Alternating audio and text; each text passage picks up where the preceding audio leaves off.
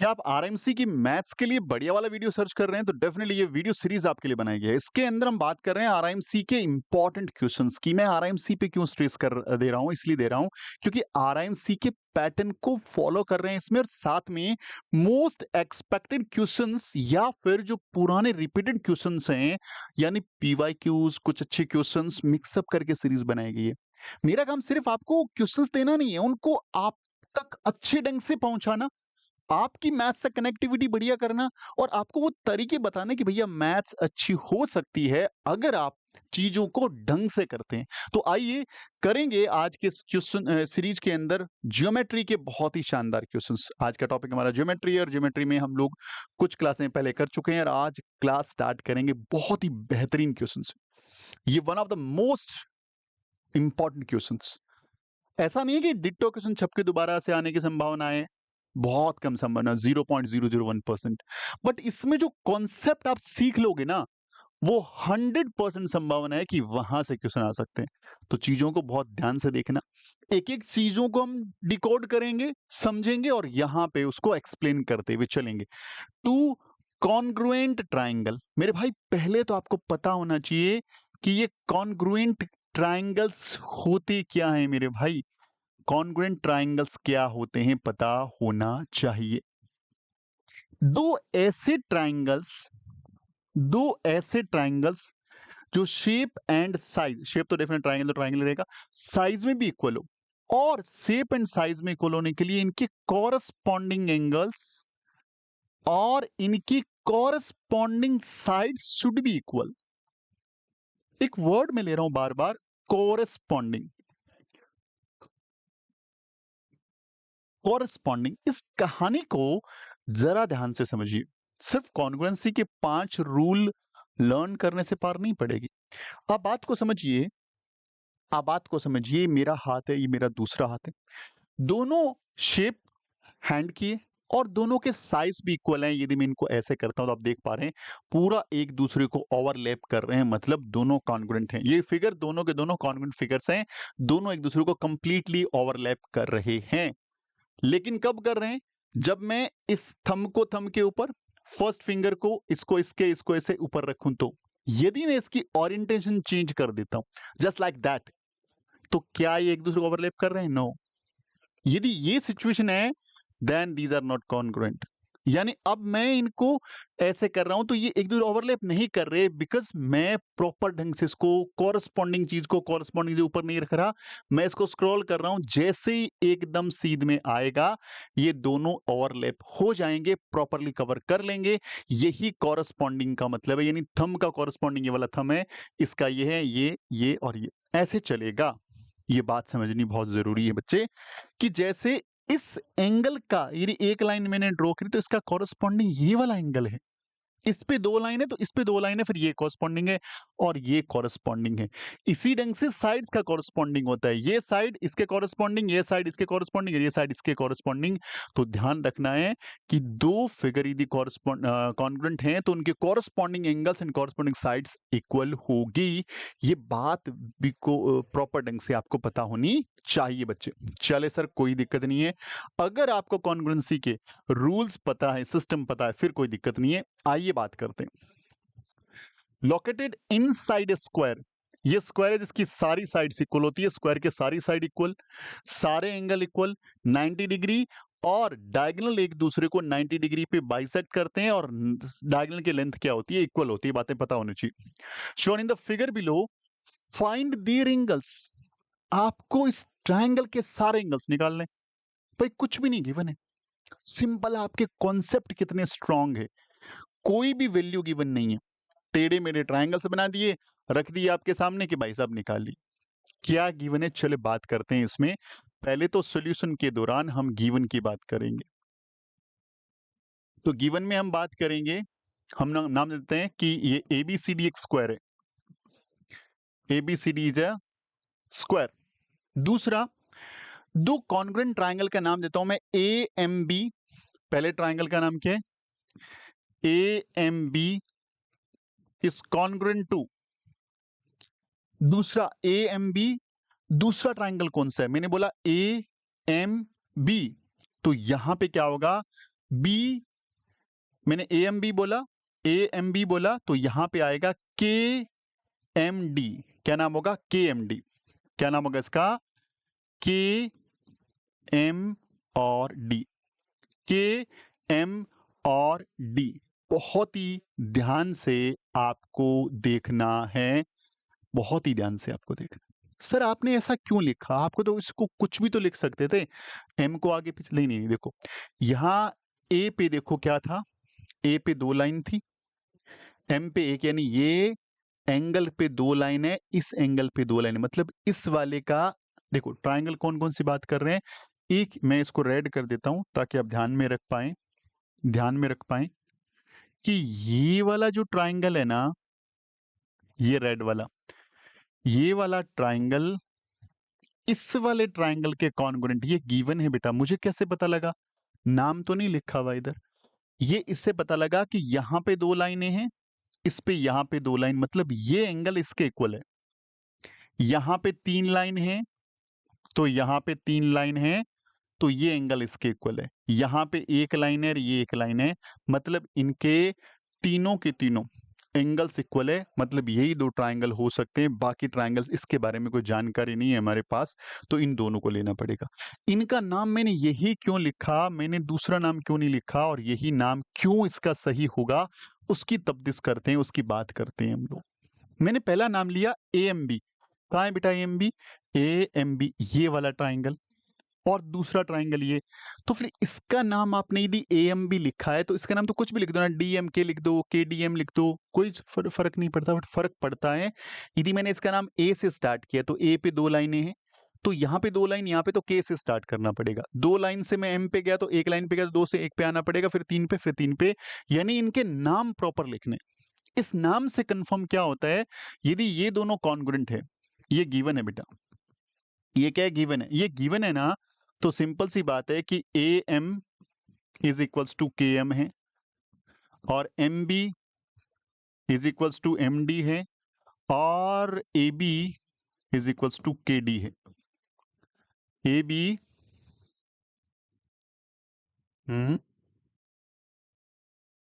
हाँ, A B is equals to क्या हो गया? के डी हो जाएगा। क्लियर है बच्चे? ये कॉरस्पॉन्डिंग साइड्स इक्वल होगी। ओके, ठीक है, ये बात समझ में आ गई। अब हम लोगों को समझना क्या है, देखिए यहां से करना स्टार्ट करते हैं। इन ए ट्राइंगल, कौन सा ट्राइंगल? सर एक ट्राइंगल लेते हैं ए एम बी,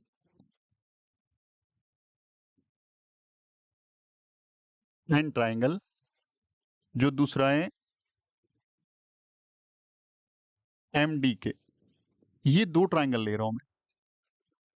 ये वाला ट्राइंगल, एक मिनट, ये लेता हूं मैं, ए एम डी, ये ट्राइंगल और ये ट्राइंगल, ये 2 ट्राइंगल ले रहा हूं बेटा जी। इन दोनों को करने की कोशिश करते हैं। तो मैंने इधर बोला A B, A B is equals to A D, A B is equals to A D, यहां पे हो गया साइड ऑफ स्क्वायर, दोनों इक्वल होगी बेटा, ठीक है।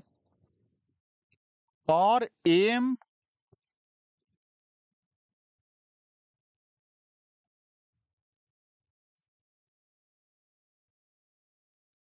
A M is equals to, A M किसके, अच्छा ए एम दोनों में क्या हो गया? कॉमन हो गया, दोनों में क्या हो गया? कॉमन हो गया। दूसरी चीज यहां पे मैं बोलूंगा, यहां पे मैं बोलूंगा, देखो ये वाले काम, M B is equals to क्या हो जाएगा? M B is equals to M D.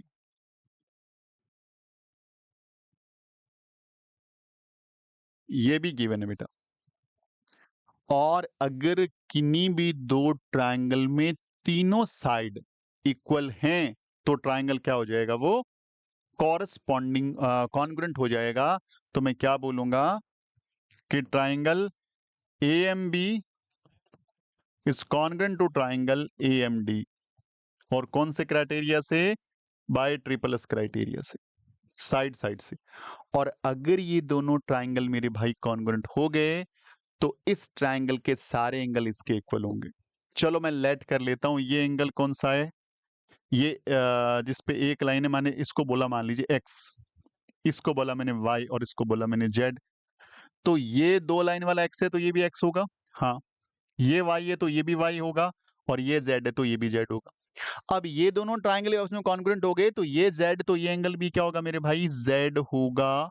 ये एंगल x तो ये एंगल x, और ये एंगल y तो ये एंगल क्या हो जाएगा, y हो जाएगा, क्योंकि कॉरेस्पॉन्डिंग एंगल्स है। क्लियर हो गया।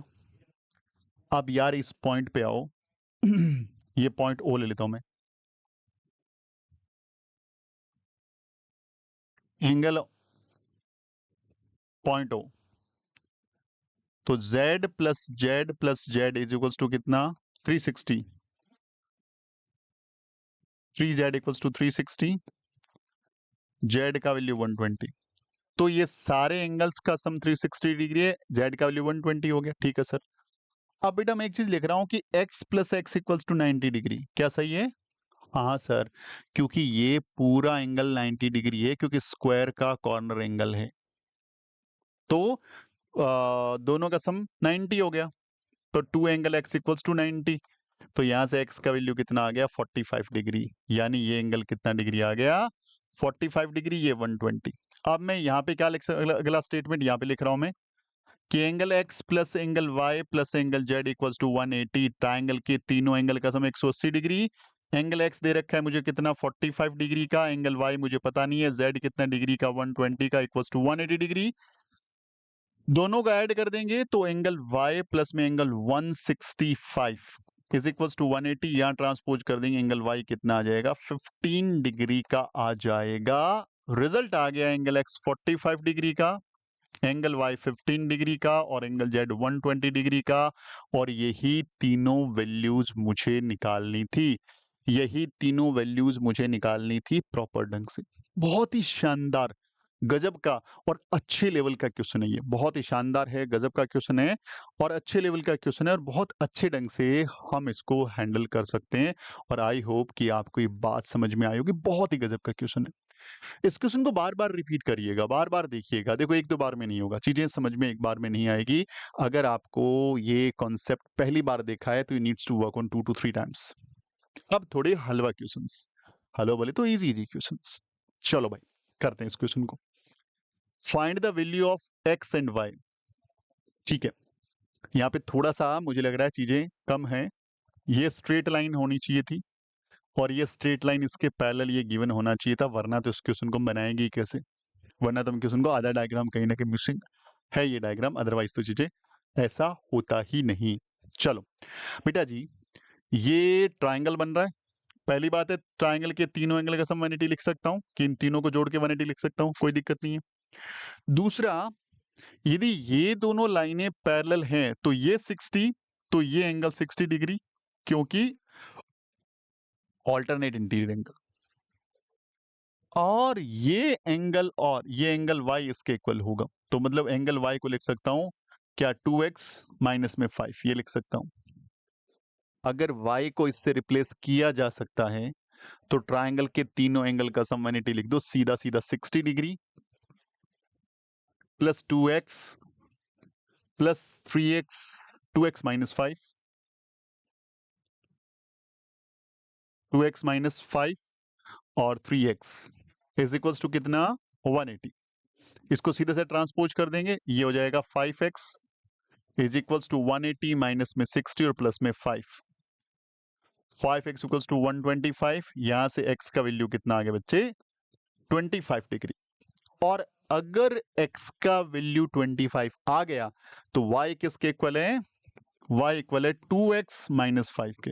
तो y is equals to 2 multiply x का वैल्यू 25 माइनस में 5, 50 माइनस में 5 इट कम्स 45 डिग्री, यानी x का वैल्यू है यहाँ पे 25 डिग्री का, और y का वैल्यू कितना है, 45 डिग्री का। बहुत ही शानदार सा क्वेश्चन है, आई होप कि यहाँ पे किसी बच्चे को दिक्कत नहीं होनी चाहिए। क्लियर है, बहुत ही शानदार। चलिए जी, आगे चलेंगे, आगे बढ़ेंगे, बहुत ही ध्यान से देखते हुए चलने वाले हैं।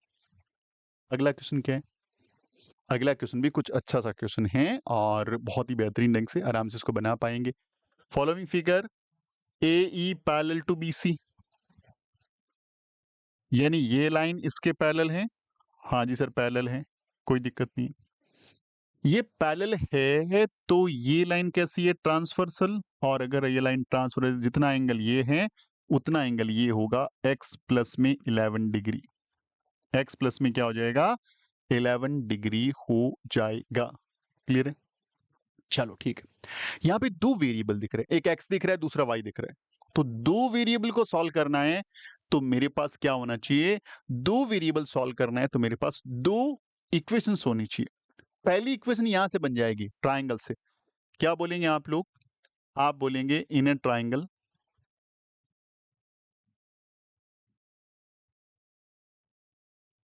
एंगल ABC,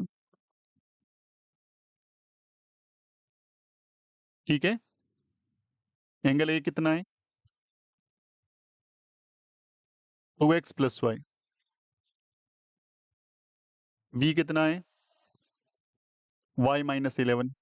सी कितना है, x plus 11 is equals to कितना, 180। 11 से ये 11 कैंसिल, x और x कितना हो गया, 2x 2y is equals to 180। 2 से कैंसिल कर दो, x प्लस वाई का सम 90 डिग्री, इक्वेशन नंबर 1 आ गई।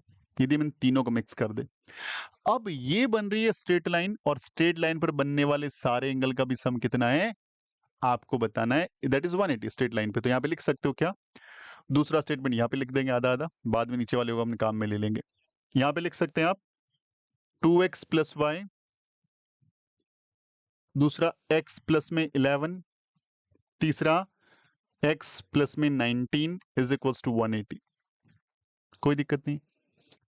तो x x x कितना हो जाएगा, 4x, क्योंकि 2x 2x x और x 4x हो गया, और इन दोनों का सम करेंगे तो ये हो जाएगा 30, ये हो जाएगा प्लस में 30 is equals to 1, sorry y रह गया ना, प्लस y प्लस में 30 इज इक्वल्स टू कितना आ गया, 180 आ गया। यहां ट्रांसपोज कर दो तो 4x plus y is equals to 180 minus में 30 is equals to 150 degree, equation number 2। ये इक्वेशन नंबर 1 आ गई। कोई दिक्कत नहीं बच्चों, कोई प्रॉब्लम नहीं सर। एक काम करते हैं, यहां से y का वैल्यू निकाल दें। y की जगह क्या लिख सकते हैं, y की जगह लिख सकते हैं 180 माइनस में x, और ये वैल्यू इसमें पुट कर देते हैं।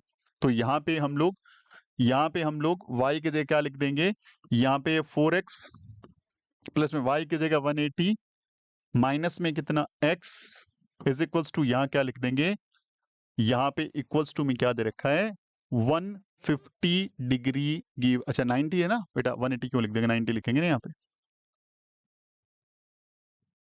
यहाँ पे 90 माइनस एक्स, यहाँ पे क्या आएगा कि इधर 90 तो है, 90 माइनस एक्स, तो यहाँ पे लिख देंगे 90 माइनस एक्स इक्वल्स टू 150। ये माइनस हो जाएगा, यहाँ बचेगा 3x, इसको यहाँ ट्रांसपोज कर देंगे इक्वल्स टू 60, यहाँ से x का वैल्यू आ जाएगा 20 डिग्री। x कितना आ गया, 20। इसका वैल्यू चाहे यहाँ पुट कर दो कहीं पुट कर दो, इसमें पुट कर दें इसका वैल्यू, तो x प्लस वाई का वैल्यू 90 है, x का value 20 plus y is equals to 90, यहां भेज देंगे तो y का वैल्यू कितना आ गया, 70 डिग्री। सो दैट x का वैल्यू 20 और y का वैल्यू कितना, 70 डिग्री। ये दो चीजें आपको विशेष तौर से प्रॉपर ढंग से करते हुए समझ जानी है, और आपको डेफिनेटली इसको पता भी लग गया होगा आपके कैसे इस क्वेश्चन को आपको बनाना है, कैसे क्वेश्चन को करना है। क्लियर है बच्चों? चलिए आगे की तरफ करते हैं। अगला क्वेश्चन एकदम बोलते हैं ना, कुछ है ही नहीं, स्ट्रेट लाइन है और स्ट्रेट लाइन पर बनने वाले सारे एंगल का सम 180 होता है। x और x 3x कितना हो गया, 4x, ये 15 और 5 कितना हो गया, 20 is equals to 180।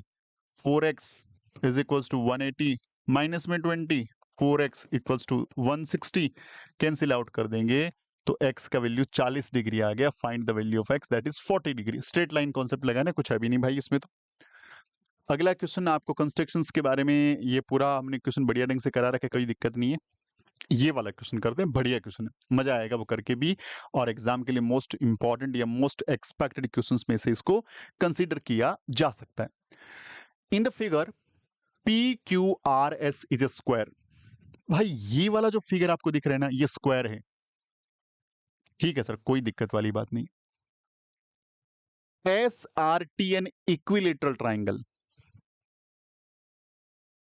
S R T कहाँ है, एस आर टी ये इक्विलेटरल ट्राइंगल है, इक्विलेटरल ट्राइंगल। ठीक है, तो जो गिवन है वो आप लिख सकते हैं कि भाई ये जो फिगर है पी क्यू आर एस एक स्क्वायर है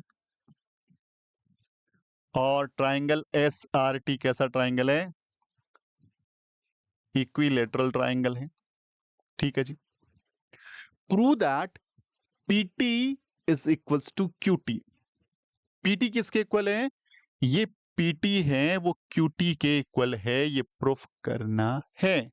चलो जी, हम इस क्वेश्चन को करने की कोशिश करते हैं।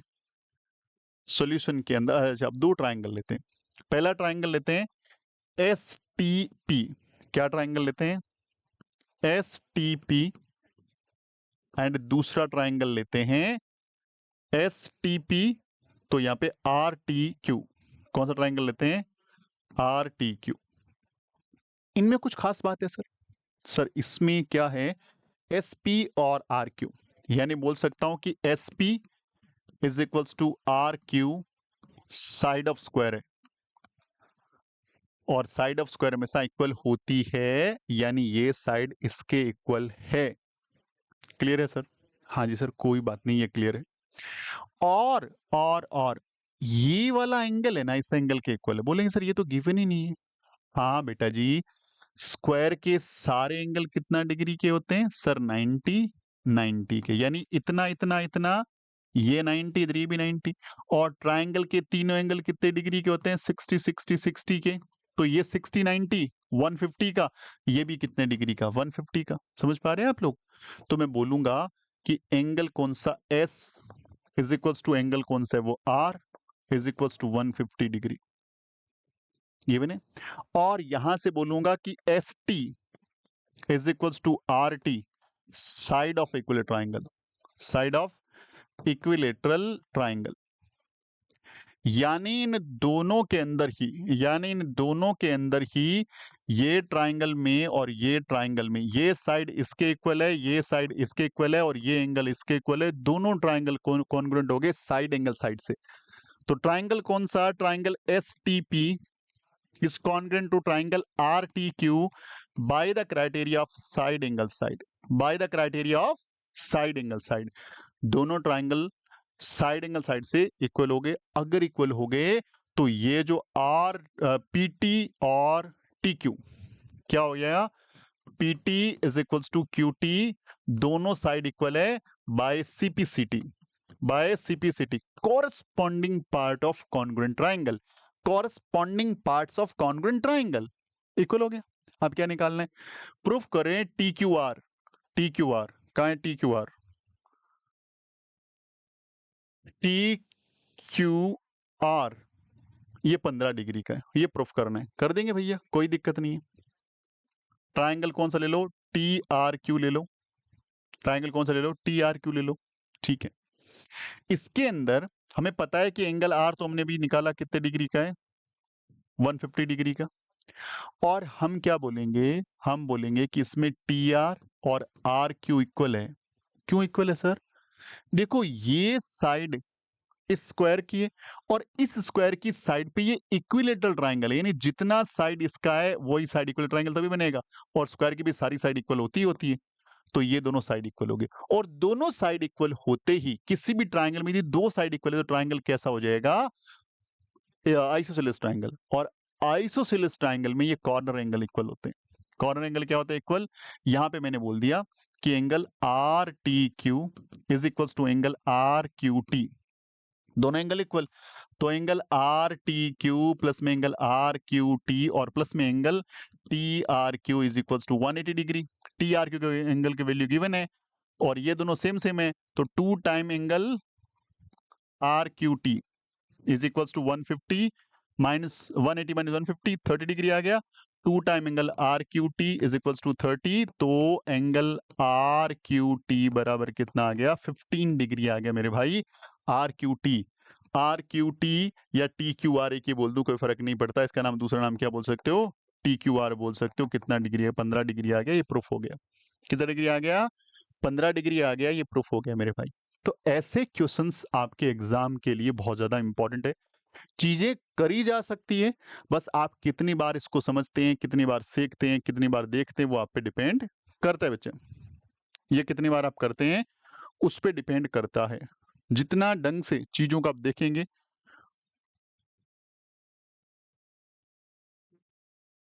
ठीक है, बात समझ पा रहे होंगे, कोई दिक्कत नहीं है, प्रॉपर ढंग से। Very well done. चलो, बहुत ही बढ़िया बच्चे। आई थिंक ये बात आपको समझ में आ गई होगी और बहुत ही बढ़िया ढंग से हमने कर लिया है। अगले क्वेश्चन की तरफ मूव ऑन करते हैं। अगले क्वेश्चन की तरफ हम लोग मूव ऑन करते हैं। अब टाइमिंग देखते हैं कितनी देर की क्लास हो गई।